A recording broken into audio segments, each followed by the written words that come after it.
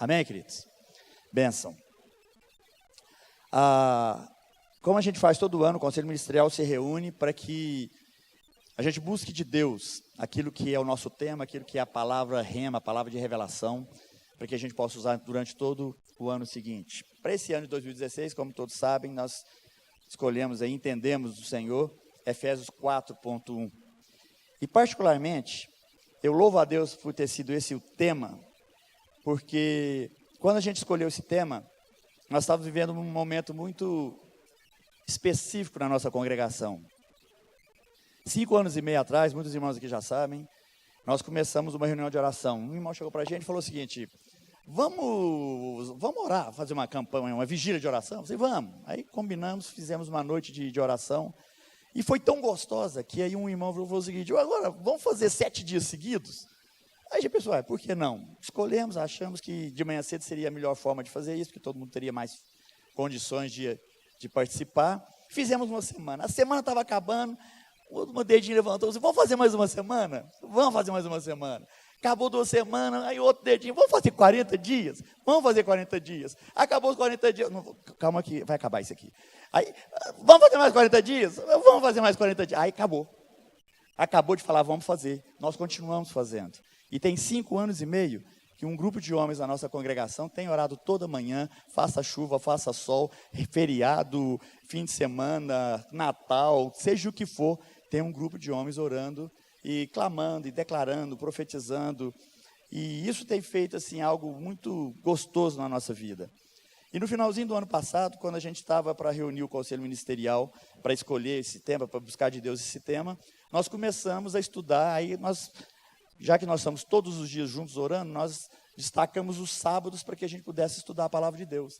E o primeiro estudo que a gente fez aos sábados, durante várias semanas, foi o estudo da carta de Efésios.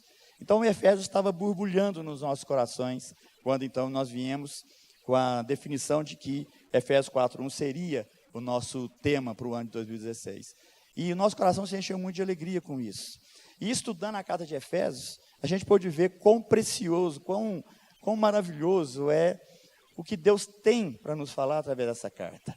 A carta de Efésios, juntamente com o capítulo 8 do livro de Romanos, esses 2 textos, vamos dizer assim, são considerados os maiores tesouros da literatura cristã, pela beleza do seu conteúdo. Não que o restante da Bíblia não seja precioso, mas em termos literários, eles são considerados por causa da riqueza do seu conteúdo, do conteúdo doutrinário, por causa das instruções práticas que a carta de Efésios traz. E ela é feita de uma forma muito interessante. Paulo, quando escreveu as cartas aos Efésios, ele escreveu de tal forma que os 3 primeiros capítulos é toda a fundamentação doutrinária do que ele queria falar. E os outros 3 capítulos, 4 ao 6, ele fala exatamente da aplicação prática daquilo que ele começou doutrinariamente nos ensinar nos primeiros 3 capítulos. E exatamente o versículo que conecta as fundamentações doutrinárias com os aspectos práticos é o tema do nosso ano de 2016. Porque quando ele então fala de todo o seu conteúdo doutrinário e vai passar para as partes práticas, para os conselhos práticos, ele nos fala: rogo-vos, pois, eu, prisioneiro no Senhor, que andeis de modo digno a vocação com que fosse chamado. Então esse versículo nosso, que é o nosso tema, ele é exatamente o vínculo, a ligação, a conexão entre a teoria e a prática. E por isso essa carta é fantástica, porque ela traz toda uma gama de riquezas, e a gente vai falar um pouquinho a respeito disso aqui também, que faz com que ela seja totalmente maravilhosa. Eu creio que quando Paulo escreveu a carta de Efésios, ele deve ter ficado procurando palavras para mostrar, para revelar aquilo que o Espírito Santo tinha colocado no coração dele. Eu acho que qualquer língua na face da terra seria pobre para expressar aquilo que foi a revelação de Deus ao coração de Paulo, quando ele escreveu essa carta. E tudo isso vai enchendo o nosso coração de alegria, porque é bonito. Essa carta nos leva a compreender a realidade da fé, a realidade da fé de todos nós, como o caminho que nos leva a discernir o que Paulo está dizendo aqui, que nos leva a entender tudo aquilo que Deus já fez por nós. Se existe um texto bíblico que cita coisas e mais coisas do que Deus fez por nós é a carta de Efésios. A carta de Efésios ela é riquíssima. Então, só no primeiro capítulo de Efésios a gente já tira lá uma gama de coisas que Deus fez por nós, e às vezes a gente vive a nossa vida cristã sem nos atentarmos a isso. Às vezes as nossas orações diante de Deus mostram a pobreza do nosso entendimento do que Deus já fez por nós. Às vezes as nossas orações se resumem a tanto pedido, a tanto Deus faz isso, Deus faz aquilo, Deus, pelo amor de Deus, e como se Deus já não tivesse feito tudo que a gente precisa e tudo que a gente imagina. E tudo isso está contido aqui na carta dos Efésios. Ela nos leva também a nos apresentar diante de Deus com corações gratos. A coisa mais triste que existe na vida cristã é a ingratidão do cristão. A ingratidão não só para com os irmãos, mas principalmente a nossa ingratidão para com Deus, como se Deus ainda nos devesse alguma coisa. A gente ora, a gente vive, a gente age como, muitas vezes como ministros como do Evangelho, como cristãos, como alguém que está ajudando as pessoas, mas quando a gente vai trabalhar conosco mesmo diante de Deus, a gente age como se Deus estivesse em débito com a gente. E a gratidão, que é algo que precisa estar lá no fundo do nosso coração, a gente vai deixando de lado. Essa carta nos ajuda a entender que nós precisamos de uma revelação profética, juntamente com o selo do Espírito Santo de Deus, que é a nossa próximo slide lá. O próximo. Então, não existe estratégia que nos leve à vitória. Se nossa vida cristã não for estabelecida debaixo de uma revelação profética, se não vier com o selo do Espírito Santo de Deus, qualquer esforço nosso para alcançar os nossos objetivos nos leva à exaustão sem que alcancemos o nosso alvo proposto.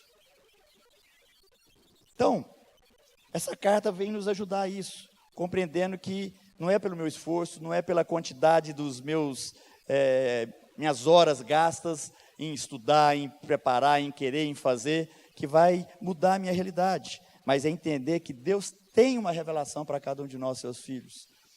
E quanto mais nós nos damos a receber essa revelação de Deus, mais nós conseguimos cumprir o nosso tema, de andar na vocação que nós fomos chamados. E esse vínculo, né, esse versículo 4:1, ele fala, rogo-vos, fala pois, fala prisioneiros do Senhor.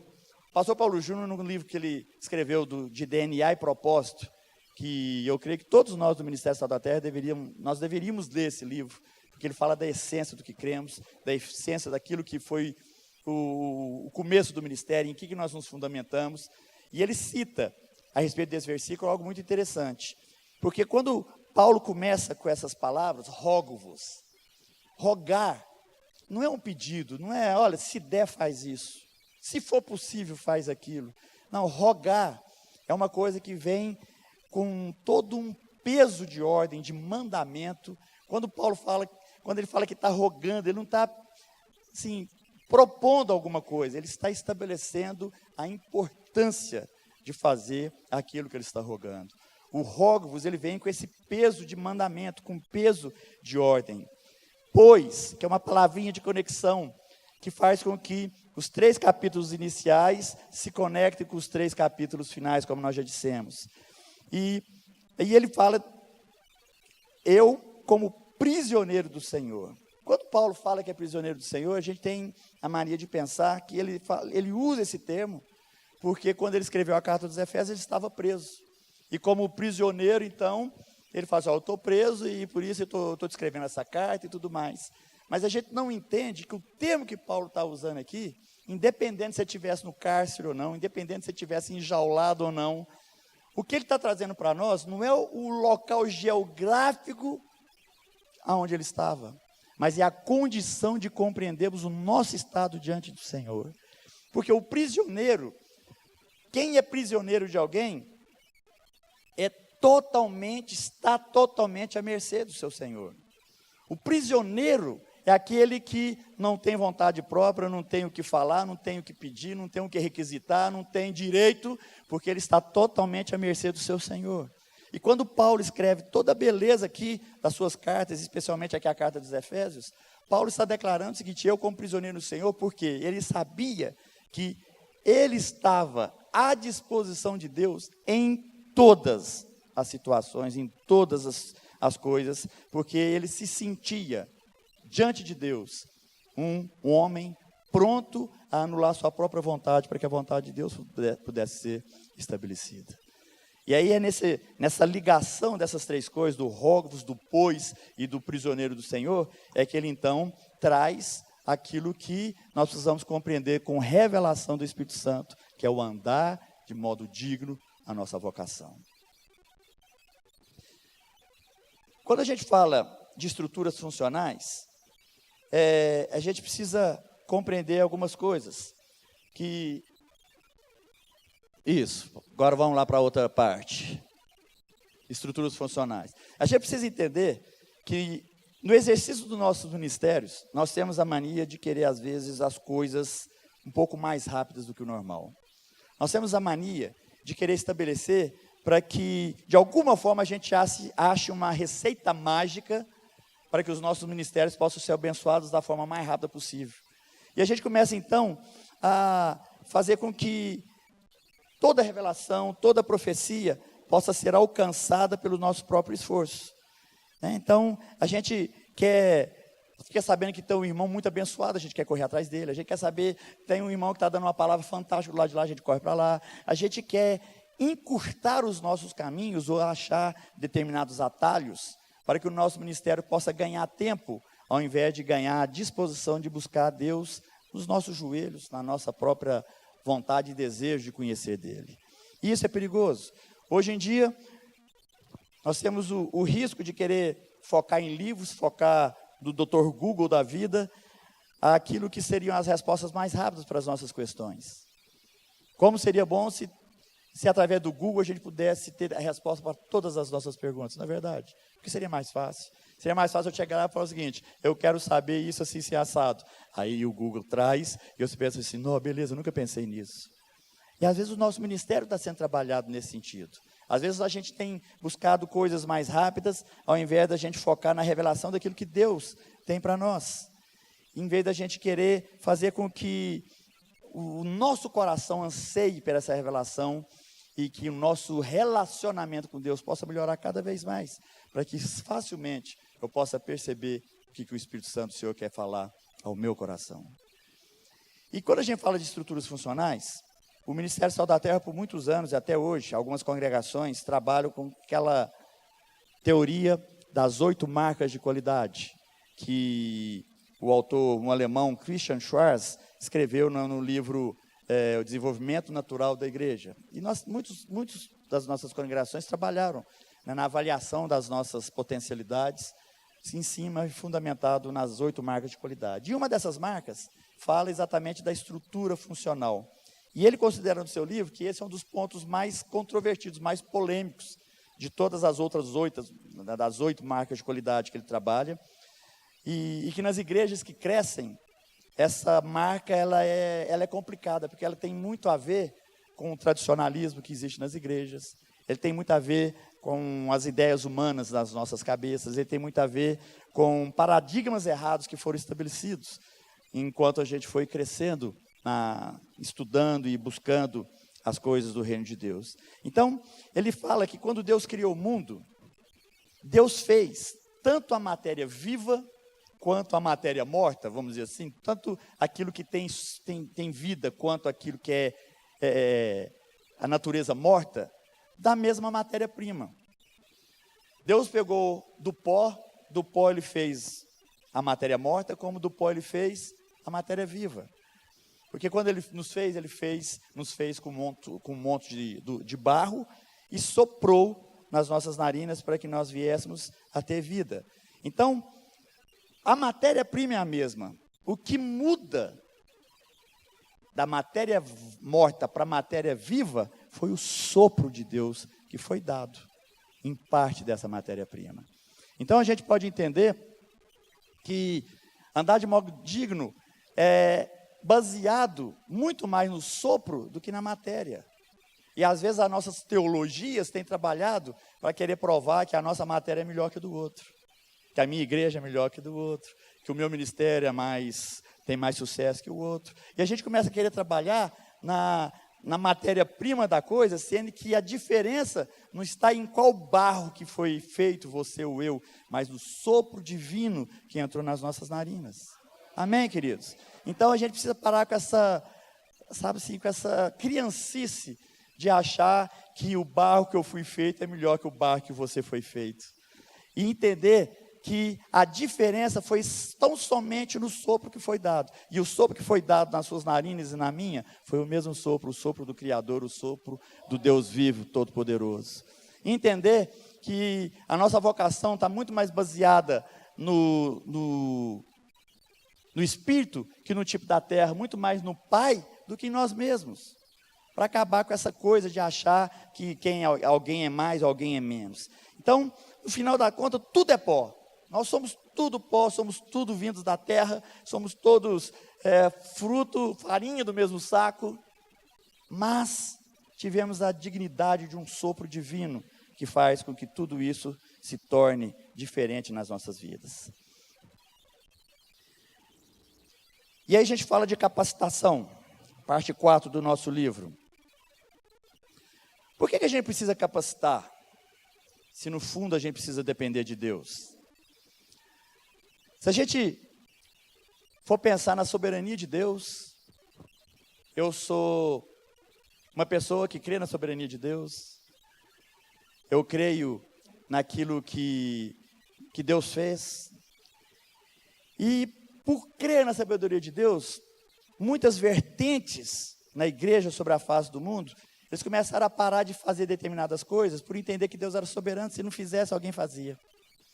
Muitas igrejas murcharam, muitos grupos murcharam porque, de certa forma, eles começaram a pensar, se Deus é soberano, se eu não falar, até uma pedra pode falar, uma mula pode falar, então o meu esforço é em vão, uma vez que Deus sendo soberano, toda vez que eu deixar de falar, Deus vai arrumar alguém que fale por mim.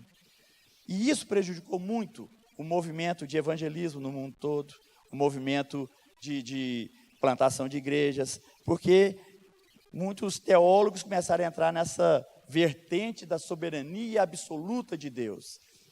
Realmente Ele é absoluto, realmente Ele é soberano. Então, às vezes a gente pensa, por que eu preciso me capacitar se Deus vai fazer de qualquer forma? Só que às vezes, quando a gente fala em nos capacitar, a gente pensa que a gente vai fazer algo para que a gente fique melhor do que era. Que a capacitação é algo que me coloca num patamar melhor do que eu estava. Que me leva a uma condição melhor do que eu já estive. E quando a gente estava pesquisando, eu encontrei uma definição de capacitar que eu achei muito interessante.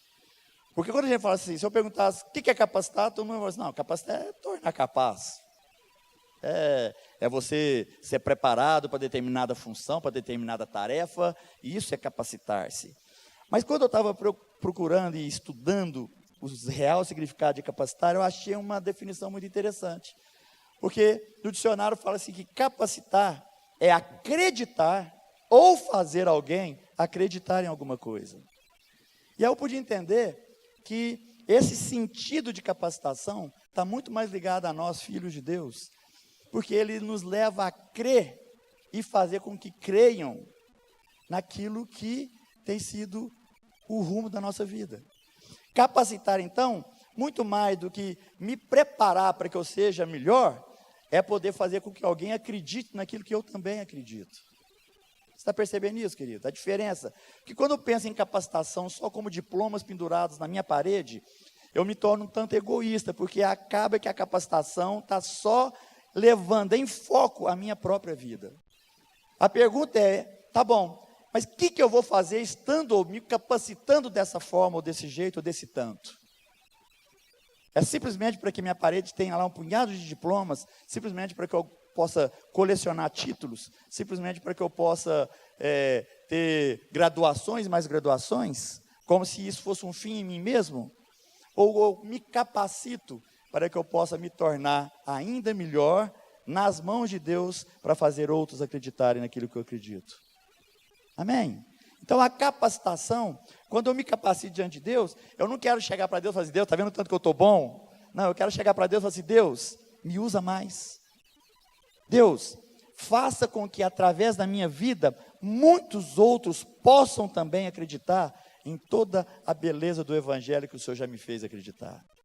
Então é nessa capacitação que nós estamos falando. É mais do que me tornar capaz, é mais do que eu saber mais amanhã do que eu sei hoje, mas é acreditar em algo, ou fazer que alguém também acredite nisso, como Deus permitiu que um dia eu acreditasse. Como que eu posso fazer com que pessoas venham ter fé? A fé que transformou a minha vida, a fé que me levou a conhecer esse Deus. Como é que eu posso fazer com que outras pessoas também fiquem nessa mesma condição? É isso que a gente está falando. É esse o capacitar, qual que nós estamos falando. Então a capacitação fala de uma fundamentação, uma possibilidade de crer, de acreditar naquilo que Deus está fazendo. E é isso então que a gente está trabalhando. Todos nós, como bons cristãos, nós precisamos de capacitação para que outros sejam levados também a acreditar. Então, capacitar não é uma sequência de estudos, não é um seja capaz em 10 lições. Como a gente encontra livros por aí, faça não sei o que em 10 lições, faça isso em 10 passos, faça aquilo outro assim assado. Não, é mais do que isso, não é essa sequência de estudos, não é uma série de treinamentos, mas é uma dedicação absoluta, não é uma dedicação absoluta a determinadas regras. Capacitação é muito mais, é uma fundamentação de fé, é uma fundamentação de fé pessoal que nos possibilita fazer tudo isso, crer e levar outros a também crerem. E quando a gente fala de capacitação, a carta de Efésios nos traz alguns fundamentos a respeito disso. Cada versículo, aqui estão só alguns versículos. Por exemplo, Efésios 1:3, lá fala que nós já fomos abençoados com toda a sorte de bênção espiritual nas regiões celestiais. Isso aqui é uma declaração fantástica, que mostra o que Deus já fez por você e por mim. E às vezes a gente está lá como um pedinte diante de Deus, como se isso aqui não fosse verdade. Toda sorte de bênção já nos foi dada, nós já fomos abençoados com todas as coisas. Isso é um fundamento que nós não podemos deixar passar. Eu não posso simplesmente achar que eu estou aguardando alguma coisa, como se Deus ainda não tivesse trazido ao meu coração a perfeita revelação do que Ele já fez por mim. Versículo 4, fomos escolhidos antes da fundação do mundo. Amados, você já foi escolhido antes mesmo de saber que vinha ao mundo, você já estava escolhido.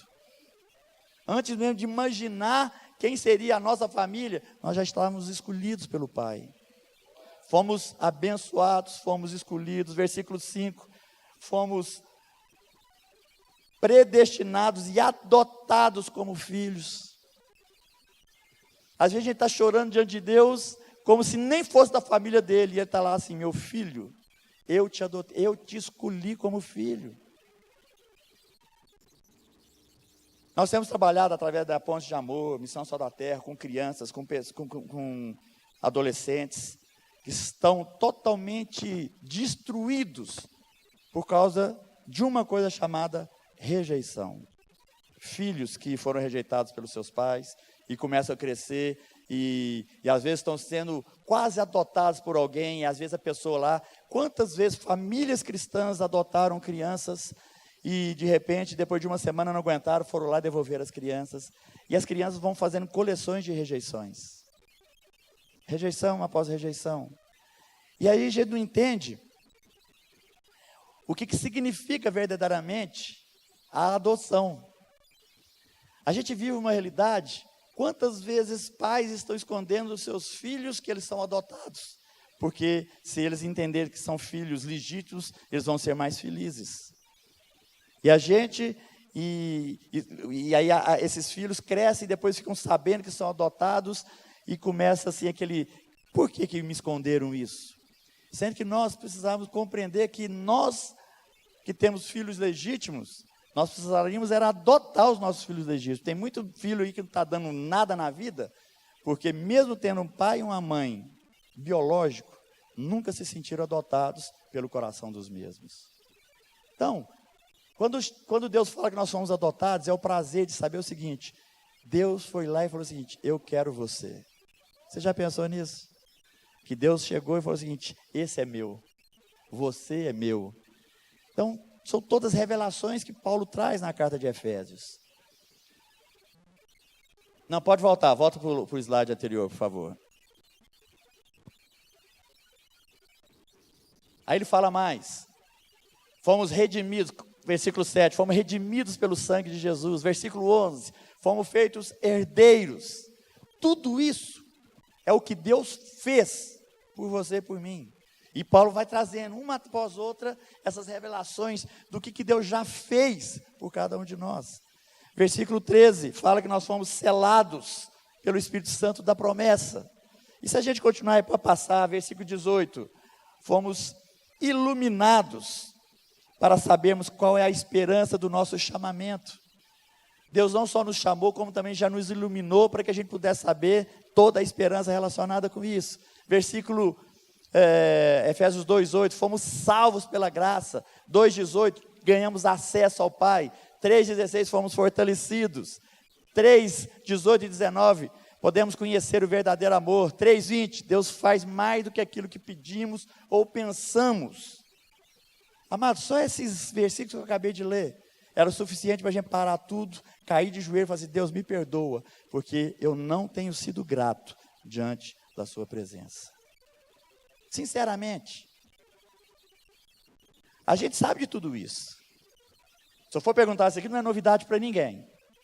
Mas a gente vive como se isso não fosse verdadeiro no nosso dia a dia. E esse que é o problema, porque quando a gente não vive a verdade dessas revelações que Paulo traz na carta de Efésios, nosso coração deixa de ser grato. Nosso coração deixa de reconhecer a beleza de tudo aquilo que Deus fez por nós. E se a gente for analisar aqui, o que Deus pediu em troca para que você fizesse? O que Deus pediu para que você falasse o seguinte, olha, eu vou fazer essas coisas aqui, se você fizer isso, isso, aqui. Não, Deus já fez todas essas coisas, independente daquilo que você acha que pode ou tem tentado fazer por Ele. Porque não foi por nenhuma atitude nossa que Ele resolveu fazer essas coisas. Agora, o que Ele espera de você e de mim? Eu posso te garantir sem medo de errar. Ele espera, pelo menos, a nossa gratidão. Porque quando nós nos tornamos gratos e temos a consciência do que já foi feito, por certo que a nossa vida espiritual, que a nossa vida ministerial tem todo um significado diferente. Eu não vou atrás de Deus como se Ele tivesse esquecido de alguma coisa, mas eu chego na presença dEle sempre com gratidão no meu coração por todas essas coisas que já foram feitas. Isso faz toda a diferença, querido. Você pode ter certeza disso. Então, tudo isso tem que nos levar a ter um espírito contínuo de gratidão. Então, capacitar é, antes de qualquer outra coisa, o entrar nessa dimensão da gratidão diante do que Deus já fez por nós. Você já entrou nessa dimensão? Você vive nessa dimensão de gratidão, de agradecimento por aquilo que Deus fez por você e continua fazendo? Então, ser capacitado é poder viver essa dimensão. E quando a gente vive a dimensão da gratidão, a gente vive com uma realidade totalmente diferente. Porque a minha vida para com os outros vai ser diferente. A minha reação para aqueles que às vezes, muitas vezes a gente foge. Sabe aqueles irmãozinhos que às vezes você pensa o seguinte, lá vem ele de novo. Quando a gente tem um coração grato, a gente entende que ele precisa também conhecer que aquilo que Deus já fez por eles, e Deus quer usar as nossas vidas para poder abençoar. Então a nossa forma de ver o outro, a nossa forma de ver o próximo, a nossa forma de atender as realidades daqueles que estão perto de nós, elas são mudadas quando o nosso coração se torna grato. Item 5, ferramentas. O que nós temos nas nossas mãos para ser usado como uma ferramenta para andar de modo digno da nossa vocação? O que é que Deus tem nos colocado? Existem ferramentas que podem ser utilizadas por nós para que eu saiba que o meu andar está de forma digna da vocação que Deus nos chamou. Então, Romanos, Paulo volta a enfatizar, como a gente viu aqui em Efésios 1:3, Romanos também diz que se Deus já nos deu Jesus Cristo, é certo que com Ele também Ele já nos deu todas as coisas. Todas as coisas. Então nós não estamos aqui falando de situações ali ou aqui, nós estamos falando de plenitude, nós estamos falando de totalidade. E quando a gente fala isso, nós precisamos entender, então, que quando a gente comenta sobre promessas, sobre ferramentas, nós estamos falando de promessas. Nós estamos falando de revelações de Deus, revelações que trazem uma condição para facilitar o nosso trabalho, uma condição de poder fazer com que o que já nos foi dado possa ser colocado em prática, possa ser colocado em uso, possa ser colocado no dia a dia do exercício do nosso ministério e, consequentemente, a cada minuto do andar da nossa vocação. E essas ferramentas são coisas muito simples.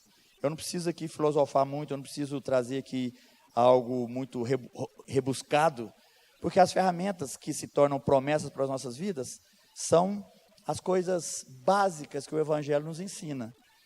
Quais são elas? Primeira, fé.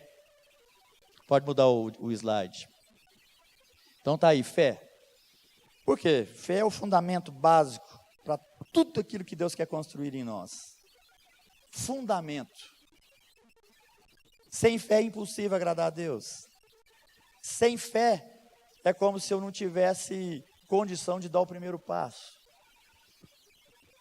Não tem como a gente ter sucesso, não tem como a gente andar de modo digno na nossa vocação, se eu não fundamentar todas as coisas em fé. Pela fé é que nós vamos ter condição de ver toda a revelação do Pai, pela fé nós vamos ter condição de ver toda a revelação do Espírito Santo do Senhor para as coisas que Ele quer nos mostrar. Básico. Segundo, não estou trazendo aqui numa ordem de prioridade, todos são importantes. Palavra, revelação de Deus aos nossos corações. Palavra de Deus, então, é a arma mais poderosa que Deus disponibiliza nas nossas mãos para lutar contra os nossos inimigos. É pela palavra que nós vamos calar o inimigo vingativo. É pela palavra que nos foi dada pelo Pai, é que nós vamos fazer, estabelecer aquilo que é a vontade dEle na vida uns dos outros. É a palavra, é a forma como Deus nos revela a sua vontade, o seu caráter, o seu querer, as coisas que Ele quer, as coisas que Ele já nos ensinou. Básico. Terceiro, oração. A marca de um bom relacionamento nosso com Deus. Sem oração, queridos, sem a prática da oração, é como se nós estivéssemos simplesmente querendo ouvir Deus sem ter o privilégio de conversar com Ele. Oração, sem oração é como se a gente estivesse impedindo o bom relacionamento que Deus quer para nossas vidas. Uma quarta ferramenta, jejum. Uma ferramenta muito pouco utilizada nos nossos dias. Infelizmente, muitos jejuns têm sido praticados como uma negociata com Deus, como uma barganha. Deus, eu vou jejuar porque eu quero isso, então eu vou jejuar para o Senhor me dar isso. E a gente começa, sabe, assim, a desvirtuar um pouco, né, ou muito, o sentido daquilo que é o jejum. A palavra de Deus fala, o próprio Cristo fala, olha, existem castas de demônios que só podem ser tiradas com muito jejum e oração. Então, jejuns praticados segundo a palavra de Deus, segundo aquilo que Ele nos ensina. Quinta ferramenta, amor. Mas é impossível andarmos de modo digno na nossa vocação se a gente não vislumbrar o amor, se a gente não vislumbrar aquilo que a palavra nos ensina e aquilo que é a revelação maior do Pai. Se existe uma palavra que a Bíblia fala que Deus é relacionada diretamente, é o amor. A palavra de Deus fala, Deus é amor. A palavra de Deus não fala, sabe assim, Deus é isso ou Deus é aquilo para outras coisas. Mas no amor, a gente vê essa declaração, Deus é amor. O amor que nos leva a esquecer um pouquinho os nossos direitos. Quanto mais nós vivemos no nosso mundo, mais a gente escuta essa palavra de defender os nossos direitos. Cada um tem os seus direitos. Eu já compartilhei isso aqui em outros estudos para trás, mas uma vez eu fui procurar na Bíblia. O que a Bíblia fala a respeito dos nossos direitos e dos nossos deveres? Eu vou te falar uma coisa. Eu achei dever com força. Tem muito dever descrito na palavra de Deus para nós, os filhos do Pai, os filhos de Deus, para nós os cristãos. Tem muitos deveres. Tem textos de Paulo mesmo, que aparecem lá um por um daquilo que são os nossos deveres. Eu posso até não ter pesquisado direito. Se alguém souber disso, depois você me corrige, depois você me fala. Mas eu achei um direito só. Eu achei um direito para nós filhos de Deus, que está em João 1,12, que fala que nós temos o direito de sermos chamados filhos de Deus. Esse é o seu direito, querido. Toda vez que você pegar outro direito, fora disso aqui, para falar o seguinte: olha, você sabe com quem que você está falando? Você sabe que eu sou filho do rei? Para com essa baboseira, você é filho do rei sim, mas se você precisar falar que é filho do rei para conseguir alguma coisa, você está com crise de identidade, você está com um problema sério e talvez você precise de ajuda. Porque nós não precisamos ficar falando, sabe assim, ó, você sabe com o que você está falando, querido? Quem começa a usar esse tipo de argumento, não tem ideia do que você é diante de Deus. Porque na verdade o nosso direito é de ser chamado filho dele, pronto. Se você precisar tirar o que você está achando que é seu direito, para que outro seja abençoado, é por aí mesmo. Mas se você quiser segurar o seu direito, ainda que outros fiquem no prejuízo, você está agradando muito, é o diabo, o chifrudo, o capeta, o que não você quiser falar. Então, toda vez que a gente começa a usar esse lance de eu também tenho direito disso, eu também tenho direito daquilo, eu estou pensando em mim mesmo, eu não estou pensando no reino. Então, o amor faz com que a gente pense nos outros. O amor faz com que a gente se dê aos outros. O amor faz com que a gente queira o bem dos outros. Tem muita gente se amando, só se amando, e os outros nunca aparecem. A sexta ferramenta, compromisso. Qual que é o seu compromisso com o reino, meu querido? Qual que é o seu compromisso com as coisas que Deus tem te ensinado? Qual que é o seu compromisso com aquilo que é a vontade do Pai? Qual que é o seu compromisso com as coisas que Deus tem revelado ao seu coração? A gente tem vivido um momento de igreja que eu creio que tem faltado muito compromisso. Porque quando a gente fala em compromisso no nosso meio, normalmente a gente quer achar o compromisso dos outros e não os nossos. Coisa que irrita é quando o líder fala que isso é responsabilidade do pastor. Tem gente que quando chega alguma coisa lá, fala assim, não, isso é do pastor, joga para o pastor como se ele não fosse um homem de Deus para fazer aquilo que Deus chamou para fazer. É muito fácil a gente querer requerer o compromisso dos irmãos e não está usando os nossos. Então, se Deus permitiu alguma coisa acontecer e alguém chegou a você, abraça essa oportunidade e mostre o seu compromisso com o reino, para ser usado por Deus naquilo que foi a oportunidade que Ele te colocou, em nome de Jesus. E por fim, dessas ferramentas, a obediência. Obedecer é reconhecer o senhorio e autoridade do Pai. É poder falar como Paulo, como prisioneiro no Senhor. Um prisioneiro é obrigado a obedecer em todos os detalhes. Obediência é algo que Deus requer de cada um de nós e nem sempre a gente tem ideia da importância disso. Pedro não tinha noção quando Deus falou para ele fazer uma coisa e ele falou, não, Senhor. Pedro não tinha noção do que é falar não para Deus.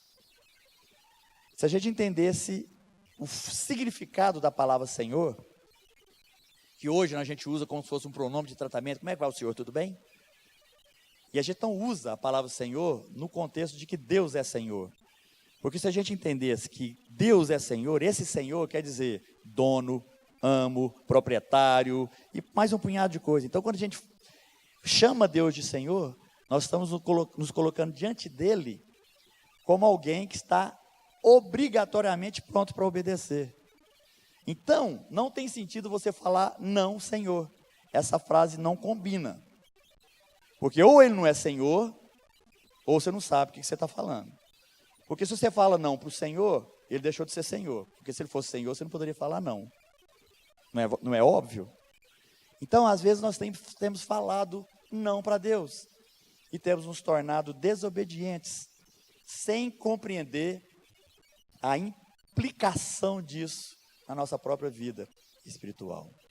Então, queridos, só para a gente terminar, Efésios 4:1 não é uma opção, é uma ordem, é fruto de um coração consciente da sua própria miséria, é fruto de uma necessidade de gratidão constante nossa diante do Pai, diante de Deus, é fruto de uma disposição de termos esse compromisso com Ele e com tudo aquilo que Ele oportunizou para as nossas vidas.